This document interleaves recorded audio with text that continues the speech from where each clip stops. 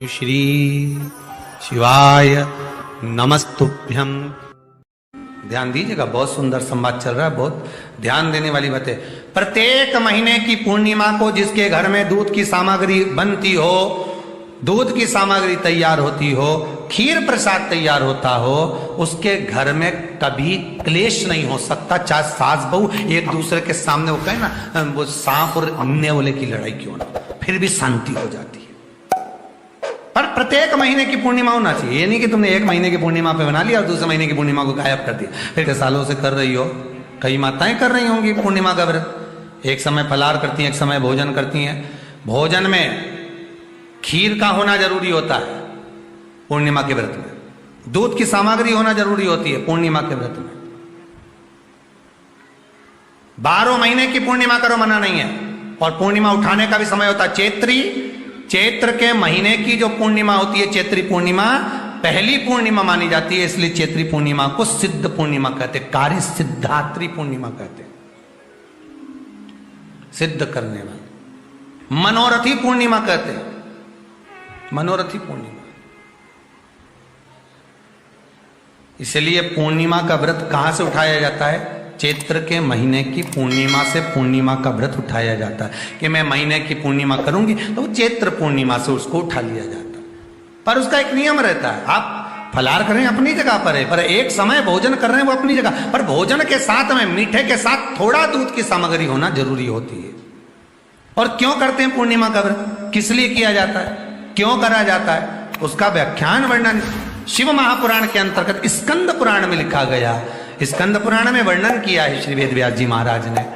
कहा यह पूर्णिमा का व्रत इसलिए किया जाता है कि व्यक्ति का जब मन गलत भ्रम में जाने लगता है, मन जब गलत जगह पर जाने लगता है, तो ये मन को गलत जगह पर ले जाने वाला कौन होता है? तो कहा यह चंद्र होता है। व्यक्ति की राशि के अंतर्गत, व्यक्ति की पत्रिका के अंतर्गत, व्यक्ति की ग्रह दशा के अंतर्गत जब चंद्र बेकार चलता है तो व्यक्ति अच्छा करते करते भी बेकार करने लग जाता है। चंद्र डोल रहा है। कई माताएं कहती हैं, गुरुजी हमारे बेटे को आशीर्वाद दीजिए, बहुत गलत संगत में जा रहा है। मतलब समझ जाना कि चंद्र गड़बड़ जा रहा है। बेटी अगर गलत मार्ग पर जा रही है, बेटी अगर गलत संगत में जा रही है, किसी अन्य व्यक्ति को आकर्षित हो, चंद्र गड़बड़ हो रहा है, उसका चंद्र कहीं जा रहा है। कोई पुरुष, कोई लड़का कोई गलत मार्ग पर जा रहा है, चंद्र गड़बड़ हो रहा है। घर में जो क्लेश उत्पन्न होता है, घर में जो विवाद उत्पन्न होता है, उस विवाद को रोकने के लिए केवल चंद्र की ही, इसलिए तो पूर्णिमा घर की नारियां, हमारे हिंदू धर्म में यहां तक स्कंद पुराण में कह दिया कि प्रत्येक पूर्ण, आप लोग कभी आप लोगों ने सत्यनारायण जी की कथा करवाई है? जितने लोग आस्था चैनल पर कथा सुन रहे हैं, जितने लोग फेसबुक यूट्यूब पर कथा सुन रहे हैं, यूट्यूब पर कथा का श्रवण कर रहे हैं, उनने कभी सत्यनारायण की कथा करवाई होगी। तो उसमें लिखा है, हर कार्तिक, हर पूर्णिमा को, हर संक्रांति को ब्राह्मण सत्यनारायण भगवान की कथा या राजा या वैश्य कथा को कराता था, या बढ़िया कथा करा। सुनी कि नहीं सुनी बात? सत्यनारायण भगवान की कथा में लिखा है, स्कंद पुराण के अंतर्गत जो सत्यनारायण भगवान की कथा का स्मरण किया उसमें लिखा है, प्रत्येक संक्रांति पूर्णिमा को सत्यनारायण की कथा करवाने लगा और ये योनि को प्राप्त हुआ, इस योनि से छूटा, इस योनि में गया। लिखा है, सब कुछ लिखा है।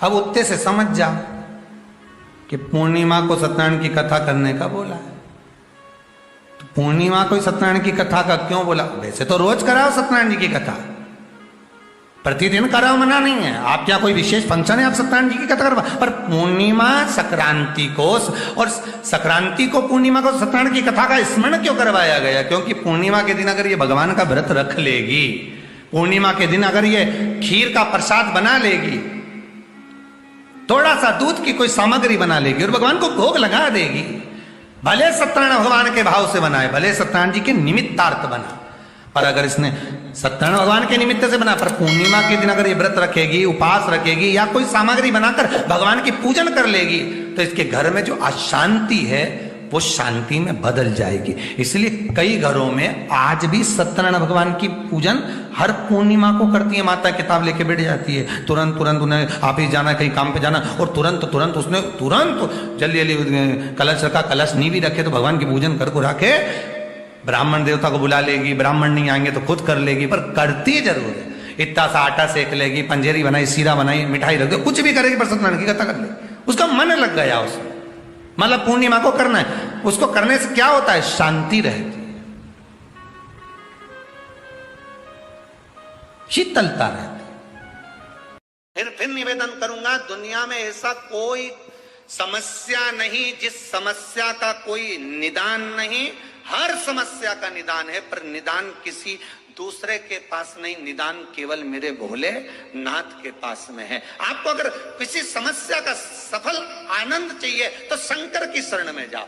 आपको सीहोर आने की भी जरूरत नहीं है, आपको हमसे मिलने की जरूरत नहीं है, आपको पंडित प्रदीप मिश्रा के पास नहीं आना, आपको किसी बाबा जोगी के पास नहीं जाना, आपको किसी के बेल भभूति लेने नहीं जाना, आपको तो शिव के पास जाना।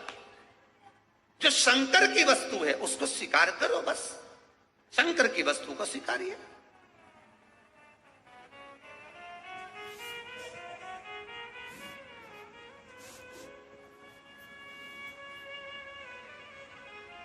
शंकर की वस्तु को स्वीकार करना चालू कर दीजिए। अरे भाई, शिव महापुराण की कथा तो यहां तक कहती है, यहां तक वर्णन कर रही है, जिस व्यक्ति की नौकरी नहीं लगती, सर्विस नहीं लगती, हर जगह पर अप्लाई कर रहा है, बार बार इंटरव्यू देने जा रहा है, लगातार उसको अगर सफलता प्राप्ति नहीं हो रही है तो धतूरा ढूंढो। धतूरा कहीं बाजार में नहीं मिलेगा, किसी वृक्ष से धतूरा तोड़ लिया, कुछ मत चढ़ा, तू शंकर जी के मंदिर में जाकर तेरा नाम और गोत्र बोल और शिव जी को धतूरा चढ़ाना चालू कर दे और बाबा से विनती कर, धतूरा चढ़ाना चालू कर। अब धतूरा कोई बहुत कीमती होता है क्या, बहुत पैसे का मिलेगा क्या, कहीं पे मिल जाएगा। धतूरा तोड़ और चढ़ा शंकर जी को। रोज नियम बना ले कि एक धतूरा मैं शंकर जी को चढ़ाऊंगा, प्रतिदिन चढ़ाऊंगा, शिव जी से जाकर निवेदन करूंगा प्रतिदिन। शंकर जी की प्रिय वस्तु में धतूरा, बेलपत्र आदि कादि की तो है, क्या है, चढ़ा रोज एक धतूरा, फिर वही धतूरा जिसके यहां तू इंटरव्यू देने जा रहा है उसी के सिर पे चढ़ गया, जो तूने शिव जी के चढ़ाया वही धतूरा वहां चढ़ा है, तो क्यों चिंता करता है।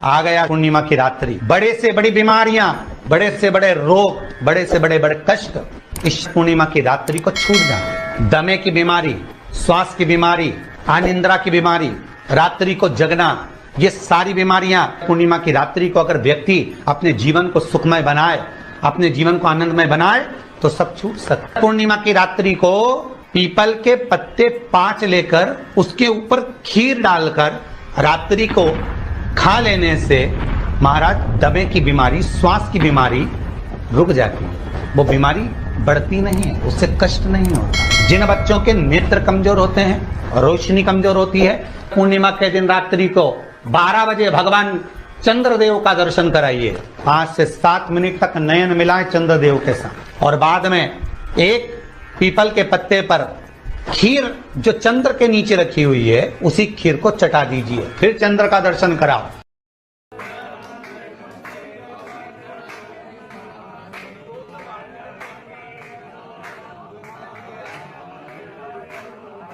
पूर्णिमा के दिन चावल का एक आखा दाना जानते हो, पूरा खंडित चावल नहीं, कितना चावल, एक दाना चावल का शंकर भगवान के शिवलिंग पर समर्पित करिए।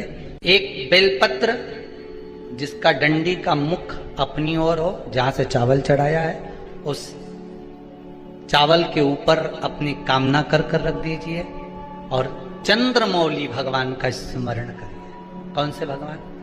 शंकर भगवान का सर्वश्रेष्ठ सुंदर नाम है चंद्रमौली।